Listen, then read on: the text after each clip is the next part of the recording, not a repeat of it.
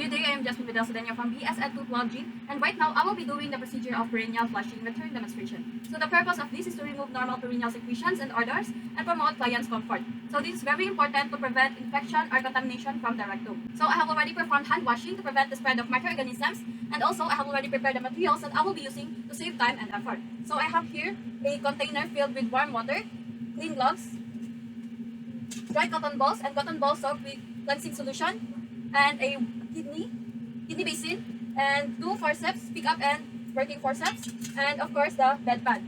So now I have to introduce myself to the client and explain the procedure that I am about to do. Good morning, ma'am. I am Jasmine Vidal, your student nurse for today. May you state your name and birthday, please? Okay, so ma'am, I am here to perform perineal flushing, which means that I have to clean your private area. So this is very important to keep your perineal area clean and free from infection, and also to keep you comfortable. Will that be alright with you, ma'am? So now I have to close the doors and windows to provide privacy to my client. So now I am going to wear gloves to avoid infection.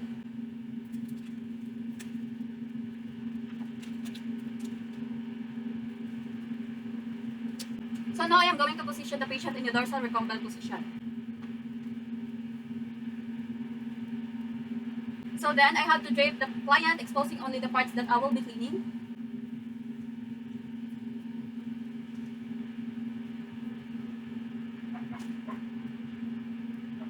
So now I have to place the rubber sheet and bedpan under the client's buttocks to prevent the bed from becoming soiled. Ma'am, can you lift your buttocks? Thank you. So now I am going to flush the perineal area with warm water to prevent chilling and soften or dissolve blood clots.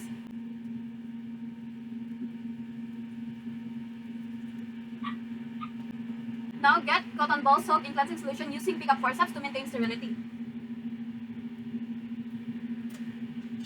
Now I am going to cleanse her external genitalia, starting from midline to symphysis pubis down to the anus. So I will start on the side away from me and never retrace a stroke to prevent contamination.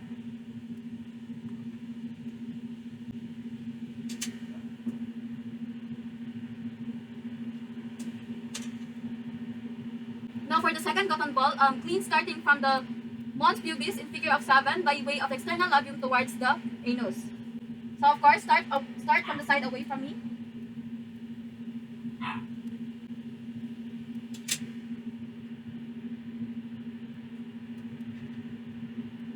So now we have to repeat the same procedure on the opposite side with the next cotton ball.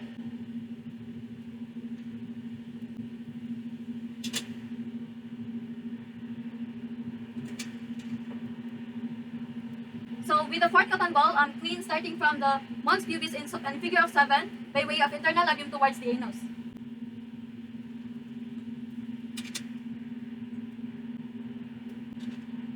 Now I have to do the exact same procedure on the other side.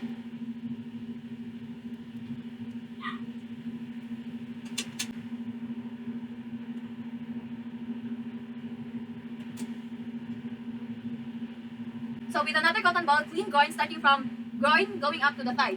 So I am going to start on the side away from me.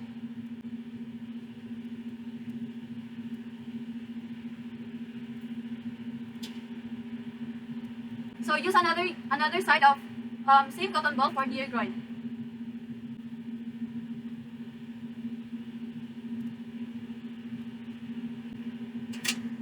So now I have to flush the perineum thoroughly with the warm sterile water.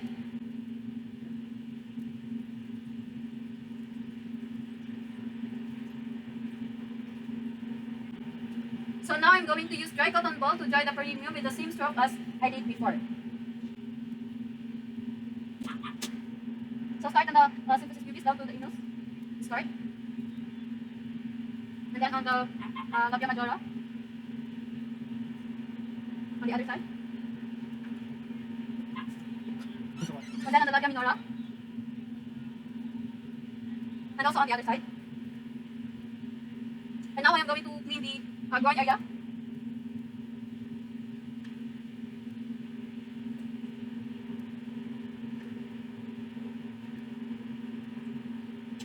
So now I have to remove the bed pad gently and turn the patient to the side.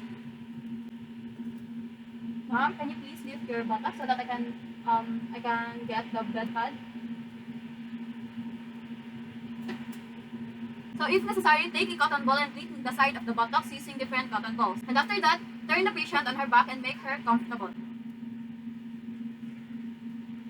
Ma'am, you're now done with the procedure. Get back in your position. Spray with antiseptic as needed to promote healing, and if needed, put the perineal pad with an up-down motion to prevent contamination of vagina and urethra from anal area. So now that I am done with the procedure, I will now do the aftercare of the materials that I have used. And then after that, I can now remove my gloves and perform hand hygiene.